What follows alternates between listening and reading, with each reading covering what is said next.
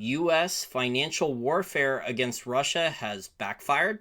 So after the Russian ruble collapsed for a number of weeks, the Russian ruble, Russia's currency, has actually rallied a lot against the US dollar.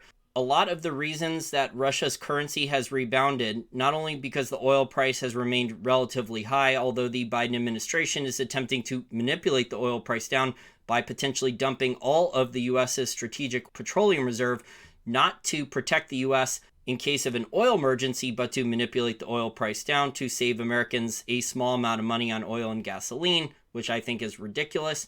But Russia's currency is rallying recently and is strengthening against the US dollar because Russia is playing things out similarly to what was described in Jim Rickards' best-selling book in 2010.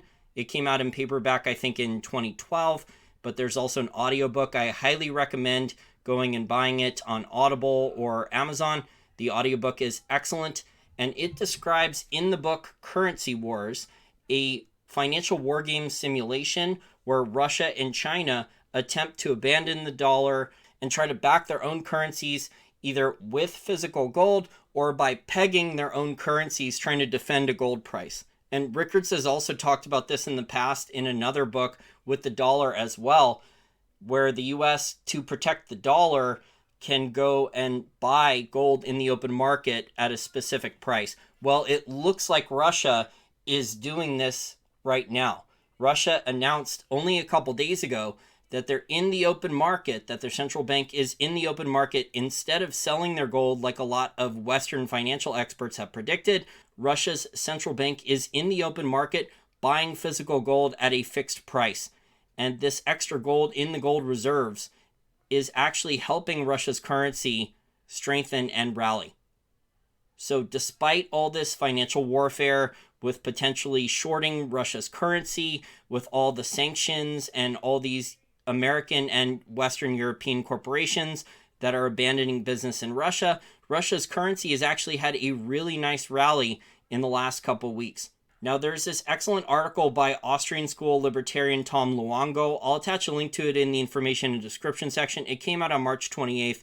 It's got a lot of interesting points in there about what Russia is doing. I also recommend reading Jim Rickards' Currency Wars book, where this financial war games simulation that Jim Rickards and other Wall Street experts were hired by the US military in 2010. It was like 2009, 2010, around there, to play out this financial war game simulation where Russia and China attempted either to crash the petrodollar or to start buying physical gold or peg their currencies against gold. My point here is that these different scenarios where Russia accepts only rubles or only gold for their natural gas or their oil, or China and Russia trade more with each other, Russia refuses to sell oil or natural gas or fertilizers to the West or the US.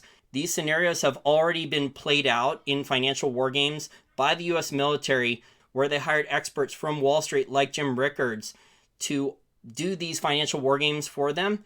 And we're not seeing the dollar crash, at least not yet. The dollar index is actually well above 98 when I'm recording this video on Thursday, March 31st. So as of now, this is not hurting the dollar. However, this is strengthening Russia's currency by what the Russian central bank is doing, kind of setting a price floor for the gold price in Russian rubles, saying that they'll buy physical gold at a specific price, at a minimum floor, which is also what Jim Rickards described the US could be doing with the dollar if the dollar started to weaken as well. So Russia's kind of taking Jim Rickards' advice in his other book, The New Case for Gold. What Jim Rickards said, if the dollar started to get too weak and the US wanted to start defending the dollar, Russia is applying that to their own currency, the ruble.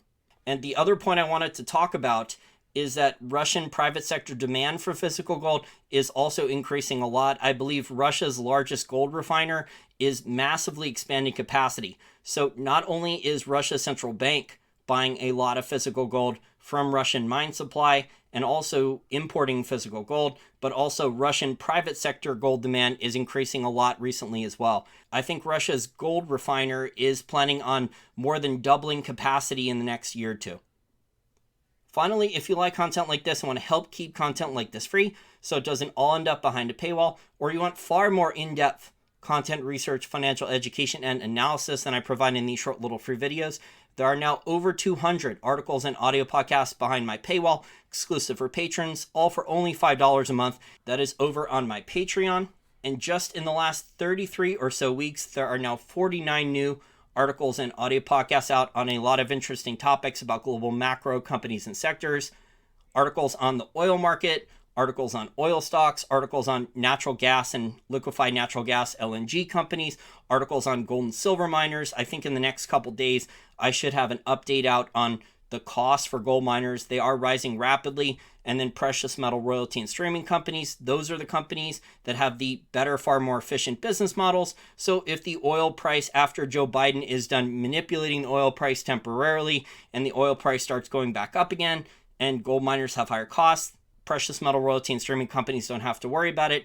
I cover those companies behind the paywall. Again, that's all for only $5 a month, exclusive for patrons. So please check that out. So if I could wrap up this short little video very quickly, it seems that the Russian central bank is applying a lot of these suggestions that Jim Rickards wrote about in his book, Currency Wars, and also in his book, The New Case for Gold. They are applying them to their own currency, the Russian ruble, rather than the US applying them to the US dollar.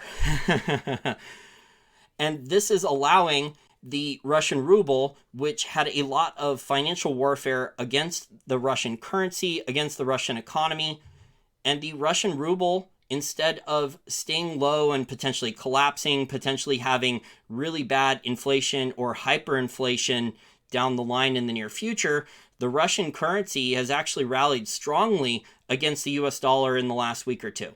And that is because they are buying more physical gold instead of selling all their physical gold.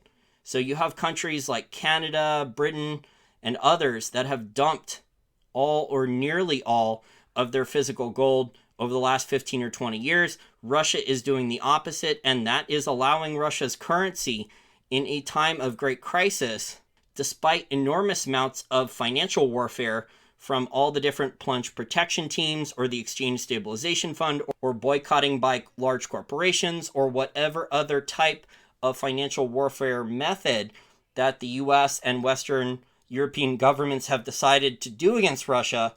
Russia has countered this and prevented their currency from totally collapsing and from the downward trajectory of their currency slide continuing. And it's had a really nice rally here.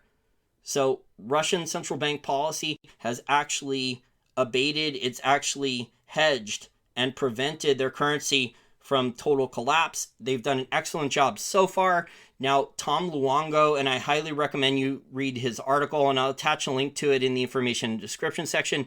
He thinks that this will really, really hurt the dollar. I don't think so, because I don't think the petrodollar matters nearly as much as it used to anymore. Back in the 1960s and 1970s, even back during the 2008 financial crisis, the petrodollar mattered a lot more than it does now. There are a lot bigger markets, a lot bigger things to worry about than the petrodollar. We have the derivatives market, which is, depending upon which estimate you look at, it's well over a quadrillion. A lot of the largest amounts of derivatives are on interest rates. The derivatives market is larger. The euro-dollar market is larger than the petrodollar. I've seen estimates that the euro-dollar market is well over 15 trillion total, and the Fed might have to fully bail it out if it has not already been bailed out. So that's the offshore dollar funding market.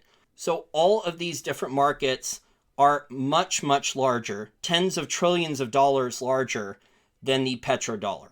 But I have to give credit to the Russian central bank because they are doing a good job protecting their currency amidst all of the crazy things going on and a lot of different types of financial warfare that the US and Western governments have done against the Russian economy, Russian businesses, and Russian commodity producing companies.